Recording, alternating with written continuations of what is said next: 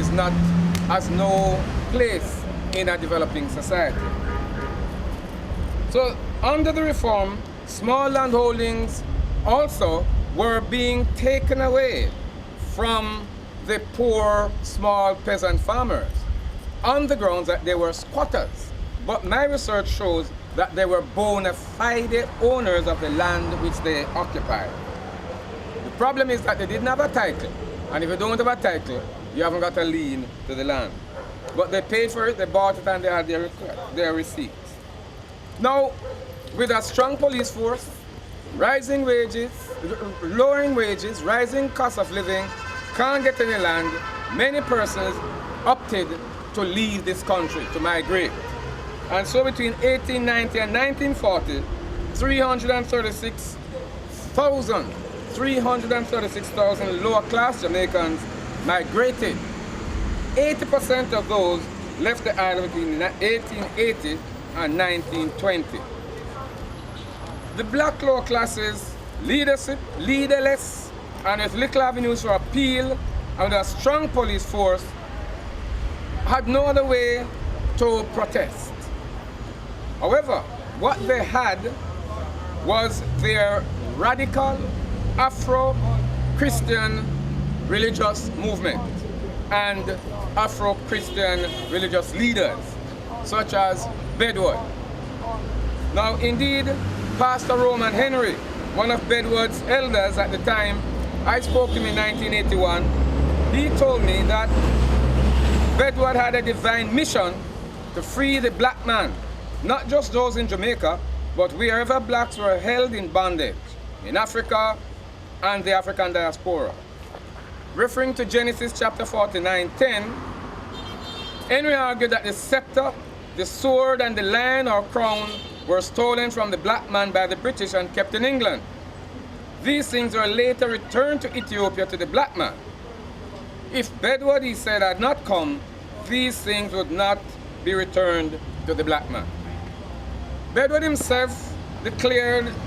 declared himself as a reincarnation of the Word made flesh, dwelling among the Jamaican people, with a mission to preach the good news. His message was one of action. For him, the time had come for the black majority to rise up and crush the white majority and take control. If they did not do that, hell would be their portion.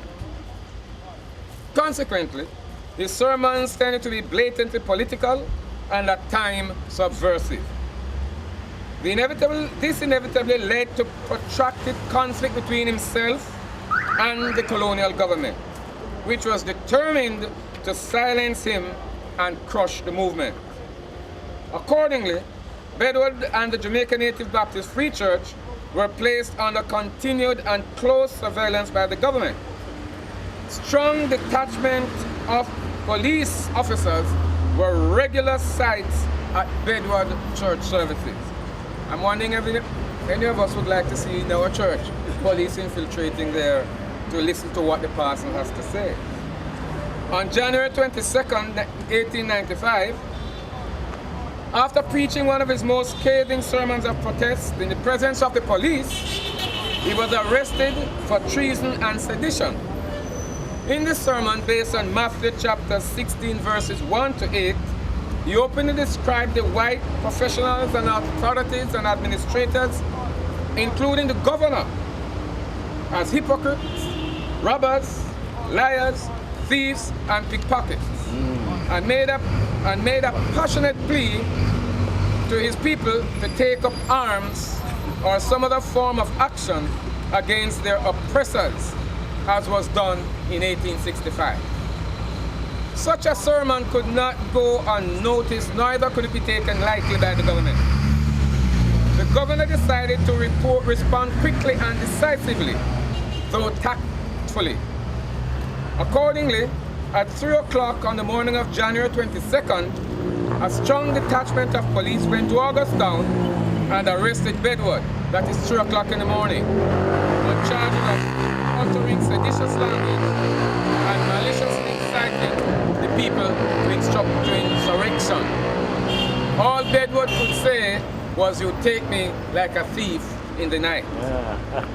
The matter was not heard until May. Hence, Bedward was jailed for 3 months. The hope was that during that time, the movement would die.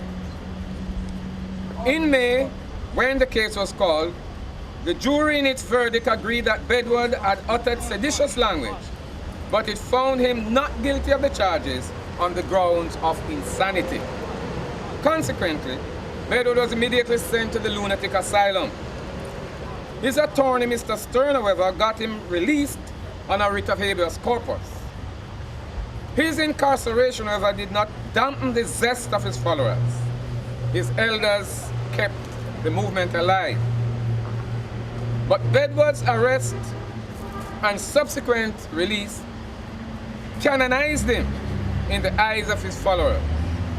On his return to Union Camp, he continued his political religious activities, but in a somewhat subdued manner.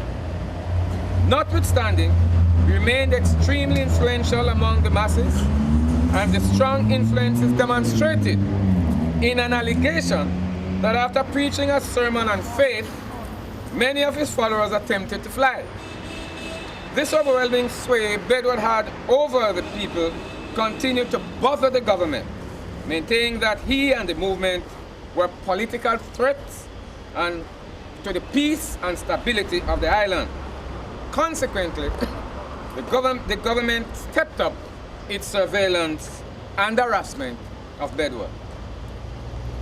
Bedward was undoubtedly developing a political base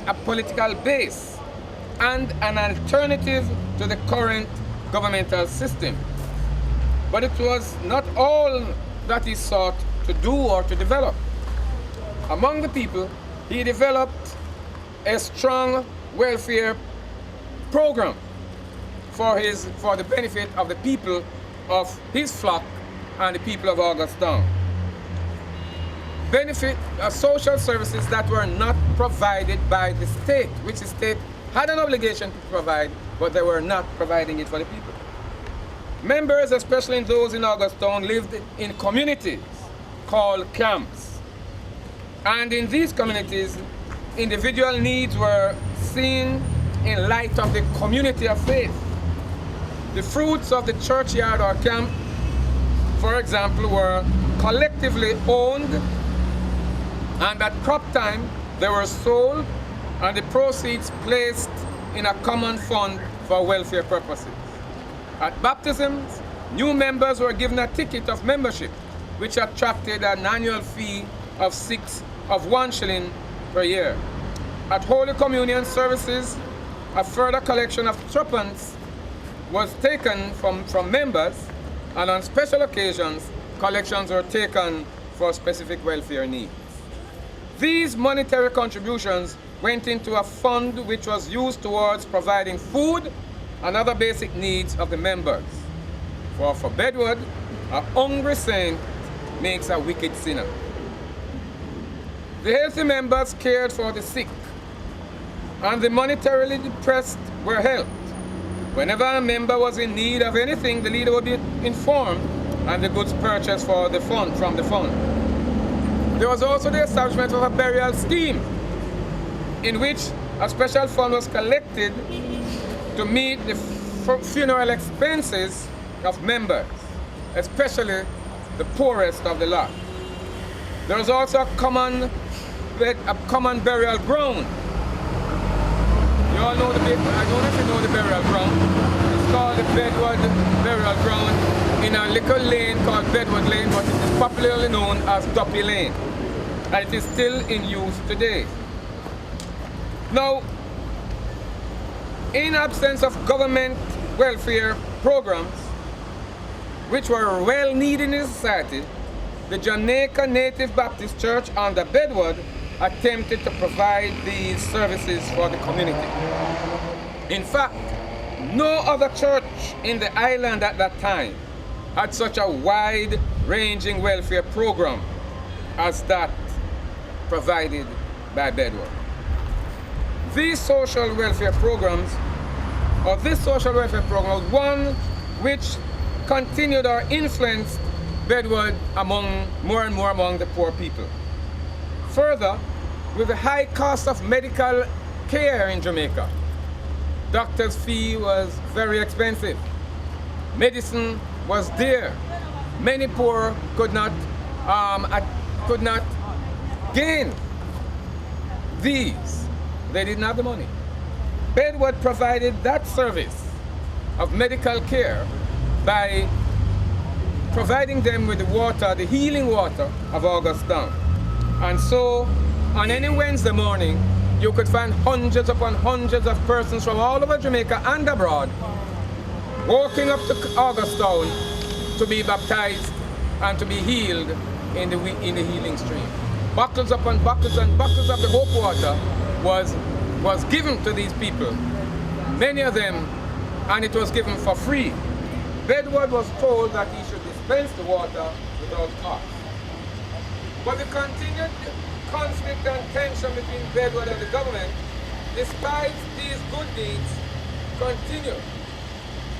It came to a head in December 1920, when Bedward declared himself Jesus Christ, that he, like Elijah, would ascend to heaven in a flaming chariot on December 31st, returning 3 days later to take his faithful followers to glory, and then he would rain down fire and brimstone and destroy all the white people of the land.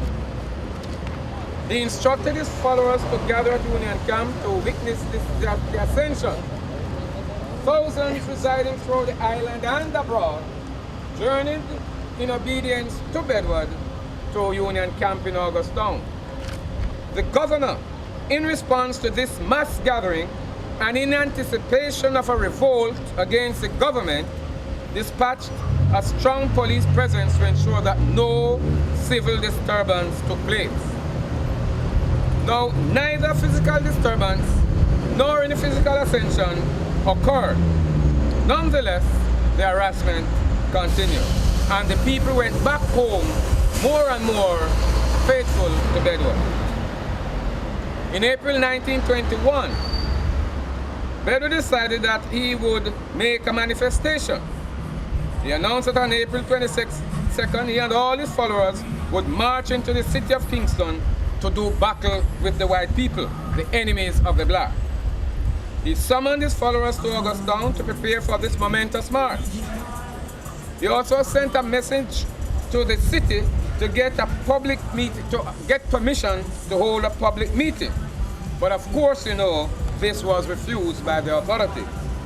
Nonetheless, Bedward decided that he must and he should have the march. Gripped by fear, the governor, Sir Leslie Probin, in an effort to avert any possible disturbance of the peace, decided that there would be no march and that Bedward would be once and for all silent. The police was sent to August Town to prevent the march. In defiance, Bedward added, retorted, "Do you know who I am? I am the Lord Jesus Christ. Must I obey you and disobey my Father? I must have this march."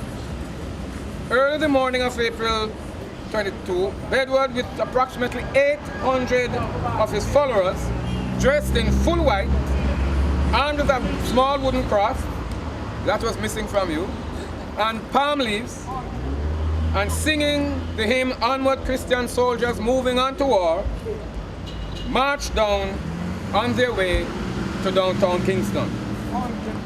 As they marched, the magistrate, Sam Burke, with about 60 well-armed policemen, waited in ambush at the old Mona estate. If you know where the post office is on Mona Road, by the university, in that general area. There they were ambushed, ready to ambush the marchers.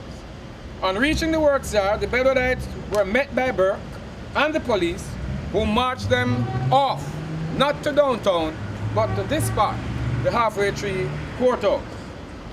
Bedward and his lieutenants were immediately jailed, while the others were processed, were charged for vagrancy, that is, being able to work, but habitually abstaining from work.